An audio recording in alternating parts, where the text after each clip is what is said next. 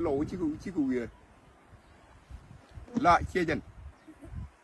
là con mất cái này đi bắp con nua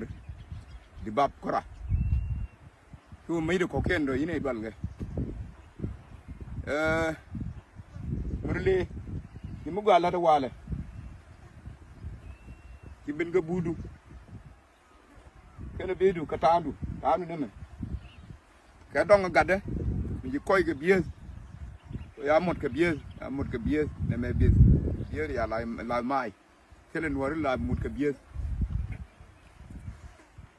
chia bạc à có đi thuru ban lado run ya wa media chia media bro ai nó continue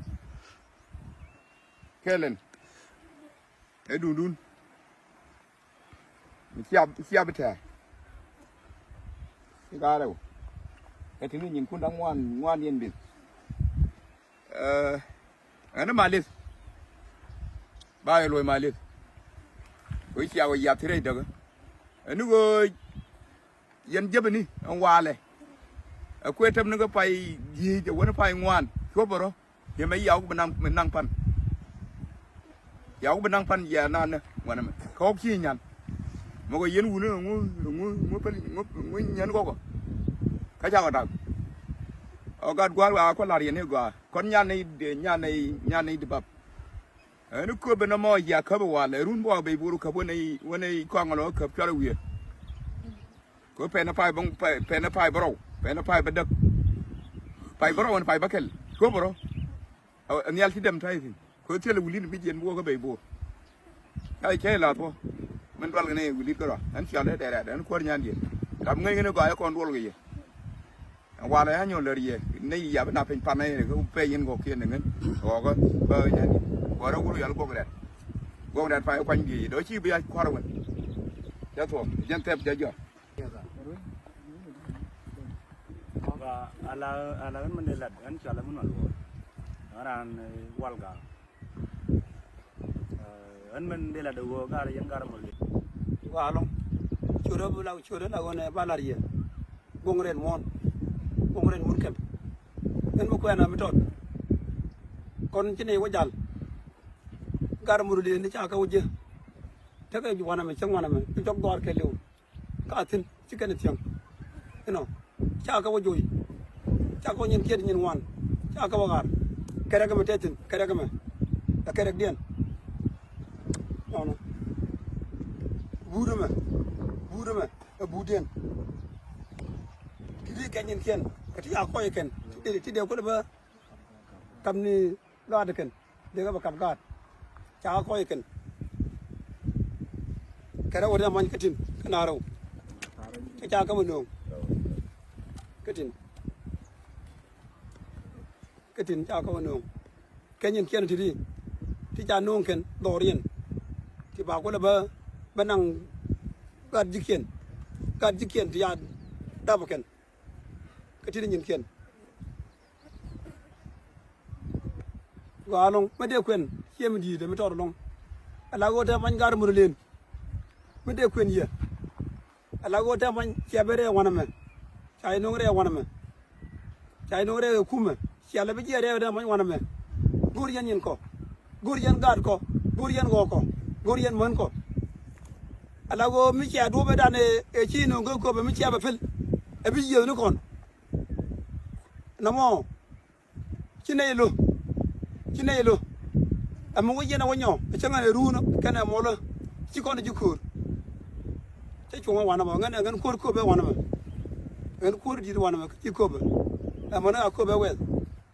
ajena ko ne yena mo jiwe mon galong neriya anh cho là một cái chuyện anh phơi ngay nè có uống là con mình là này cầm đã cầm morle nè bên này chỉ thêm nhiều luôn thì con bé đàn con ông như kuma yêu cái nào kuma aji đó mà chạy quên đường cái bên nào cái nào cuối đời mình cầm sau Sudan với giờ nó biểu có nùa đi biểu có kiên quên nặng cái biểu mến kiên quên nặng cái biểu gạt kiên quên nặng là con khác có gì thế là cũng biểu có tiền có lộc bao nhiêu dia là con là thắc có tiền làm mà cấp khối chuông à còn nó mà mal mi mal gen de ko joni ya wona na mi sia bi gen ga ko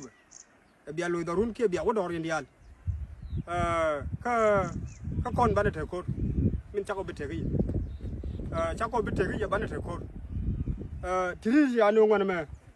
tere bayaga ko dong sia baga cái xe là nó cối mới đã đi chả có nông cối nữa đấy kia lầu ra kia lầu ra kia thì gár cái gì